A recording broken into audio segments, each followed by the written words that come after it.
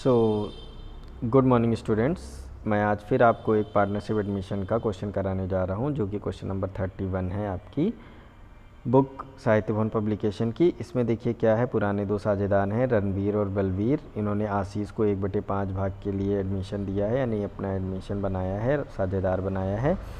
तो ये पूंजी के लिए 30,000 लाएंगे, ठीक है। पूंजी के लिए 30,000 लाएंगे और फर्म की गुडविल दी है इसमें 60,000, यानी और नई इस फर्म में गुडविल, तो यानी कि हम यहाँ पे मानेंगे कि ये गुडविल क्रेडिट है, यानी क्रेडिट मतलब उधार है, यानी इस ख्याति को नई फर्म में समाप्त कर दिया जाएगा। और ये फर्म की ख्याति जब भी दी हो और नए पार्टनर की ख्याति ना दी हो और ये ना लिखा हो एडजस्टमेंट में कहीं कि नया साझेदार ख्याति नगद लाया है, तो फिर हम उसकी ख्याति को क्या मानेंगे, उधार मानेंगे, यानी क्रेडिट मानेंगे, ठीक है। उसके बाद लिखा है सब साझेदारों की पूंजी उनके लाभान्य अनुपात में समायोजित करनी है, यानी एडजस्ट करनी है, नया रेशियो निकाल कर नई पूंजी को भी निकालना है। और उसके बाद स्टॉक फर्नीचर पर डिप्रिसिएशन है, ये रिवैल्यूएशन में आ जाएगा। तो चलिए क्वेश्चन स्टार्ट करते हैं। सबसे पहले हम रिवैल्यूएशन अकाउंट बनाएंगे, तो ये तो आपको पहले से पता है, बहुत ईजी है। स्टॉक पे डिप्रिसिएशन था, फर्नीचर पे डिप्रिसिएशन था, निकाल के यहाँ लिख देंगे। इनकम हमारी कोई नहीं थी, तो इसी को प्लस कर लेंगे, तो 6150 दोनों तरफ आ जाएगा और यही हमारा लॉस हो जाएगा। और फिर इस लॉस को हम 3:1 के रेशियो में डिस्ट्रीब्यूट कर देंगे। कैसे डिस्ट्रीब्यूट कर देंगे, 6150 इंटू 3/4, इस तरह इसको डिस्ट्रीब्यूट करेंगे तो आपका 46/12 आ जाएगा। कैसे, 6150 को 3 से मल्टीप्लाई करके 4 से भाग कर देंगे, 46/12 आ जाएगा, ठीक है। इसी तरह बी के लिए भी डिस्ट्रीब्यूट करेंगे, 6150 इंटू 1/4, तो जब 1/4 को आप करेंगे तो आपका 1538 आ जाएगा। 1538 आप लिख देंगे यहाँ पे, ठीक है। और ये कैपिटल अकाउंट में ट्रांसफ़र होगा, इसीलिए मैंने इसको हाईलाइटेड दिखाया है। तो चलिए अब कैपिटल अकाउंट में आ जाते हैं। पार्टनर्स कैपिटल अकाउंट किस प्रकार बनानी है, तो सबसे पहले आपको पता ही है पार्टनर्स कैपिटल अकाउंट में कि हम बैलेंस लिखते हैं पुराने साझेदारों का। तो सबसे पहले पुराने साझेदारों की जो पुरानी पूंजी थी वो 90,000 और 48,000 थी, और जो नया पार्टनर आया है आशीष, वो 30,000 नगद पूंजी लाया है, लेकिन गुडविल नगद नहीं लाया है, ठीक है। पूंजी नगद लाया है, वो हम यहाँ लिख लेंगे। उसके बाद क्वेश्चन के अंदर रिजर्व दी, तो हम इस 12,000 को 3/4 में डिस्ट्रीब्यूट कर लेंगे तो 9,000 आ जाएगा, ठीक है ना। ये मिल जाएगा बी को। उसके बाद हम इस 12,000 को फिर से डिस्ट्रीब्यूट कर लेंगे 1/4 में, है ना, तो आपका 3000 मिल जाएगा आर को, ठीक है।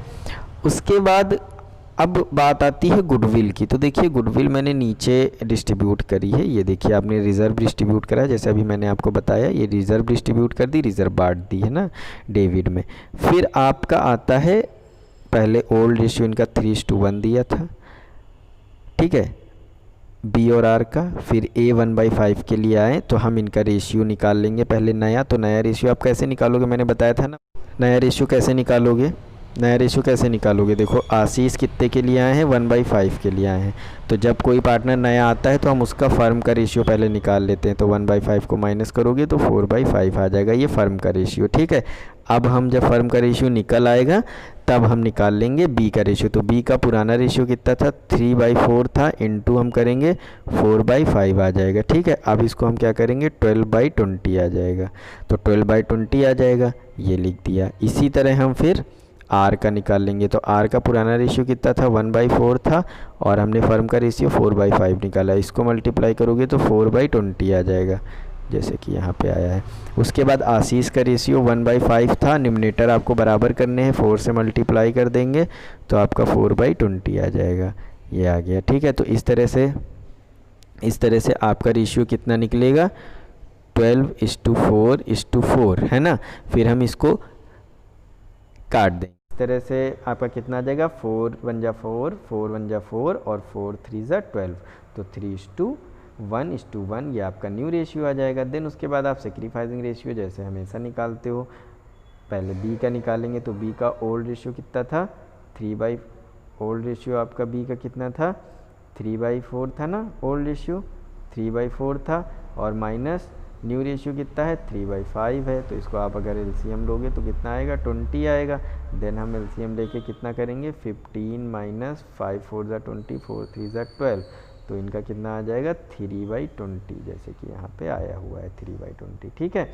उसके बाद इसी तरह आर का कर लेंगे 1/4 था, इसको माइनस करेंगे 1/5 से, तो कितना आ जाएगा आपका 5 माइनस 4 और 20 एलसीएम, इस तरह से आपका 1/20 बचेगा। तो आपका पुराना ही वाला सेक्रीफाइसिंग रेशियो आ जाएगा। फिर जब सेक्रीफाइसिंग रेशियो निकल आएगा तो हम गुडविल को डिस्ट्रीब्यूट करते हैं। अब देखिए गुडविल इनकी उधार मानी जाएगी ए की। पहले तो हम फर्म की गुडविल दिए हैं, फर्म की गुडविल है 60,000 और जो ए आए हैं उनका रेशियो है 1/5, तो हम फर्म के गुडविल को 1/5 निकाल लेंगे तो निकलेगी 12,000, जिसको हम क्रेडिट यानी उधार कंसीडर करेंगे। क्यों? क्योंकि ये नगद नहीं लाए हैं। तो जब हम इसको उधार कंसीडर करेंगे तो हम इसको डिस्ट्रीब्यूट कर देंगे सेक्रीफाइसिंग रेशियो में। देखिए यहाँ पे डिस्ट्रीब्यूट हुआ है, 12,000 को 3/4 कर देंगे 9,000 आ जाएगा। इसी तरह 12,000 को 1/4 कर देंगे तो 3,000 आ जाएगा, ठीक है। इस तरह से आपका ये डिस्ट्रीब्यूट हो जाएगा। 12,000 को 3/4 कर देंगे 9,000 आ जाएगा और 12,000 को 1/4 कर देंगे तो 3,000 आ जाएगा, ठीक है। ये इस तरह से आपकी गुडविल डिस्ट्रीब्यूट हो जाएगी। फिर इसी तरह हम न्यू कैपिटल डिस्ट्रीब्यूट कर लेंगे। तो अब देखिए 30,000 लाया था ए, है ना, ए जो नया साझेदार था, यहाँ एम की जगह ए आप लिखेंगे। ए जो है कैपिटल लाया था कितनी 30,000 लाया था, जिसमें से हमने 12,000 माइनस कर दी क्योंकि उनकी गुडविल उधार थी, तो 18,000 इनकी पूंजी बची। अब इस 18,000 की पूंजी को समायोजित करके हम न्यू रेशियो में आपकी आर की कैपिटल निकालेंगे। किस तरह 18,000 इंटू आर का ratio divided by new partners capital ratio, ठीक है। न्यू पार्टनर्स रेशियो आ जाएगा तो आपको 54,000 आ जाएगा। फिर इसी तरह बी का जब निकालेंगे तो 18,000 इंटू न्यू रेशियो और डिवाइडेड बाय न्यू पार्टनर का रेशियो, ठीक है, 18,000। और एम की तो 18,000, एम मतलब ए की तो 18,000 थी ही। तो इस तरह से हम इसको डिस्ट्रीब्यूट कर लेंगे। और फिर ये कैपिटल अकाउंट में किस प्रकार लिखना है, अब ये देखिए जो हमने गुडविल डिस्ट्रीब्यूट की, ए की गुडविल थी 9,000 3,000, ये डिस्ट्रीब्यूट हुई 12,000 को। तो हम पहले बी और आर में दिखाएंगे डेबिट साइड, और जब क्रेडिट साइड आएगा तो बी और आर के नाम से ए में दिखाएंगे, यानी आशीष को 9,000 और 3,000। तो इस तरह इसका कैपिटल अकाउंट दोनों तरफ से इक्वल हो जाएगा न्यू पार्टनर का। फिर जो हमने कैपिटल निकाली थी 54,000 18,000 18,000, वो हम टू बैलेंस करके इधर लिख देंगे क्रेडिट में, ठीक है, बी आर और ए में। इस तरह लिखने के बाद हम इसे अब क्या करेंगे, अब हम इस तरफ का प्लस करेंगे, 1,08,000 आएगा, 1,08,000 दोनों साइड लिख देंगे। फिर उसमें से 54,000 और 4612 यानी जो रिवैल्यूएशन का लॉस आया था उससे माइनस करेंगे, 49,388 आ जाएगा।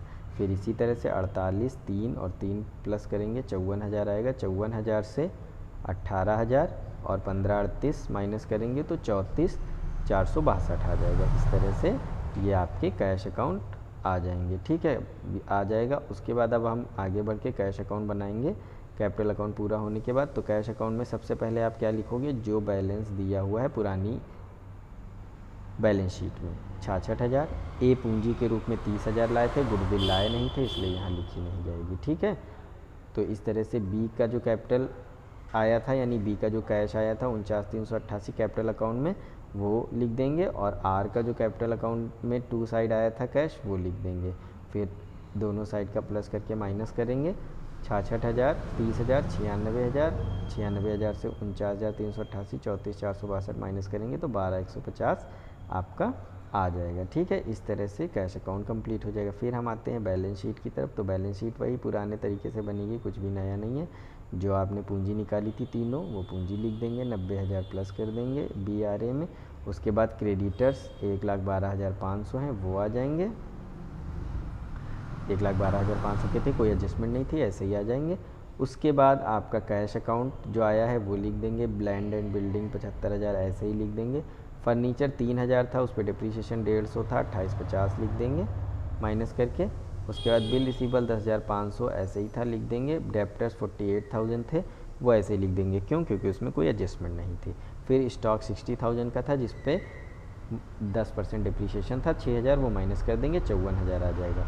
फिर आप दोनों साइड का जब प्लस करेंगे तो 2,02,500 आ जाएगा और इधर का भी 2,02,500 आ जाएगा। इस तरह से ये बैलेंस शीट दोनों साइड की मैच हो जाएगी। मे भी थोड़ा सा कॉम्प्लिकेटेड है गुडविल में, लेकिन इतना कुछ कठिन नहीं है। एक बार आप अच्छे से इसको लगाएंगे, मैंने सारी कैलकुलेशन, सारे रूल्स अच्छे से बताए हैं और ये पार्टनर्स कैपिटल भी अच्छे से बताया है। तो इसके बाद भी अगर कुछ भी कन्फ्यूज़न हो, कोई प्रॉब्लम हो, तो आप मुझे बताइएगा। समझ में जो चीज़ ना आए वो आप मैसेज कर सकते हैं, कमेंट कर सकते हैं। और अभी आगे की वीडियो में और अच्छे अच्छे क्वेश्चन मैं आपको पार्टनरशिप एडमिशन के बताऊंगा। ये पार्टनरशिप एडमिशन के सभी क्वेश्चन आपको बहुत फ्यूचर तक काम आएंगे। ठीक है, थैंक्स फॉर वॉचिंग, बाय।